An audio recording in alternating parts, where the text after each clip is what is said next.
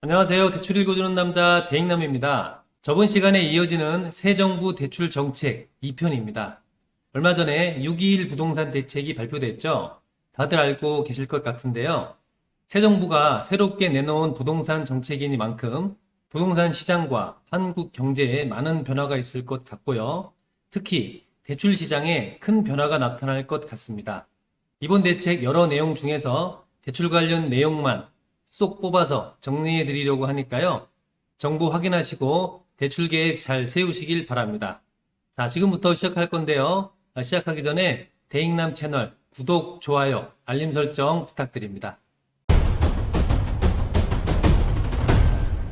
윤석열 정부의 6.21 부동산 대책 기본 방향입니다. 대략적인 부분 살펴보고 대출 이야기해 보도록 하겠습니다. 임대차 시장 안정 방안으로는 임차인 부담 경감, 임대주택 공급 확대 이렇게 큰 틀로 마련되었고요. 아무래도 부동산 가격이 많이 올랐으니까 임대차 시장만큼은 안정시키고자 정책을 마련한 것 같습니다. 자, 다음은 3분기 부동산 정상화 과제로 과도한 세부담 완화, 실수요자 지원 강화, 공급 확대 및 규제 완화의 틀로 마련되었는데요. 지금부터는 대출 관련 부분만 뽑아서 설명드릴 계획이라서 혹시 해당 자료 중에서 필요한 부분 있으신 분들은 잠시 영상을 멈추시고 꼼꼼하게 살펴보시면 되겠습니다. 먼저 갱신 만료 서민 임차인 대상 전세대출 지원 강화 정책입니다. 이름이 길어서 헷갈리실 텐데요. 임대차 계약 갱신이 만료되는 대상자에게 전세대출을 해주겠다는 뜻입니다. 향후 1년간 갱신계약 만료인 임차인이 대상이고요. 주요 정책 내용은 버팀목 전세대출 보증금 및 대출 한도를 확대하는 것에 있습니다. 지원 조건 먼저 보면요. 만 19세에서 34세, 연소득 5천만원 무주택자, 부부 합산 순자산 3억 2,500만원 이하여야 합니다. 조금 빡빡한 느낌이 없지 않아 있지만 해당되시는 분들은 꼭 전세대출 저렴하게 받으시면 좋겠습니다.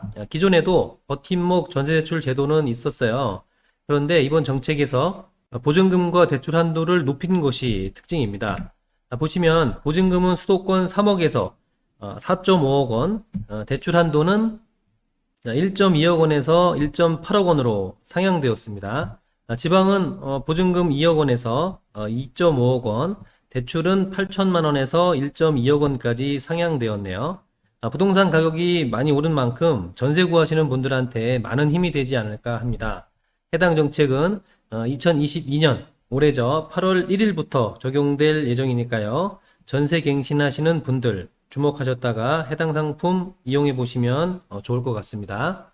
다음은 최초 전세대출 기준 비고가 주택 보유자의 전세대출 보증을 연장하는 내용인데요. 전세대출 보증을 고가주택자에게도 연장해주겠다는 내용입니다.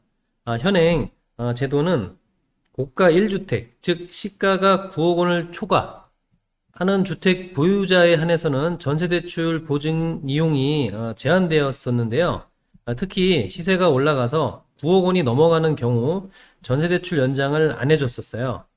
그런데 이번 대책에서는 시세 상승분으로 인해서 9억 원 초과 고가주택 보유자가 되더라도 퇴거 시까지 전세대출 보증을 연장해준다는 그런 내용입니다. 사실 시세가 많이 올라서 고가주택이 되었는데 전세대출 보증을 연장을 안 해주면 굉장히 좀 난처한 상황이 되는 거죠. 이러한 부분들을 보완해 나가려는 정부의 의지로 보입니다. 이거는 좀 중요할 것 같습니다. 많은 분들이 생활안정자금 목적으로 주담대 받으시잖아요. 이번 대책에서 생활안정자금 목적으로 주담대 한도를 받으시는 분들에 한해서 단계적으로 완화한다는 발표가 있었습니다. 현행 제도에서는 주택을 담보로 취급하는 생활안정자금 목적의 주담대 한도를 연 1억 원에서 제한을 했었었죠. 이를 단계적으로 완화하려는 정책이 마련되었습니다. 2022년 2억 원까지 대출 가능한 것으로 완화할 것으로 일단은 확인이 되고요. 이후에는 추가 완화가 검토될 것으로 예상이 됩니다. 지금 주택을 가지고 계시는 분들 대출받기 어려우신 상황이 굉장히 많죠. 이러신 분들은 대출 한도가 완화되기 때문에 좋은 대안이 될 수 있을 것 같습니다. 자, 마지막으로 체증식 상환부담 완화입니다. 정확히는 청년 등 주거사다리 지원을 위한 정책인데요. 현행 제도에는 보금자리론의 체증식 상환 방식은 만 39세 이하 청년층이 이제 뭐 15년, 10년, 20년, 30년 뭐 이런 식으로 해서 만기 이용 시에만 선택이 가능했었는데요. 그런데 본 대책에는 청년, 신혼부부 대상 40년 만기 보금자리론에도 이 체증식 상환 방식을 도입한다라는 얘기입니다. 소득이 적으신 분들에게 대출 초기에 상환 부담을 그러니까 뭐 대출 상환 부담이 이제 줄어드는 거죠.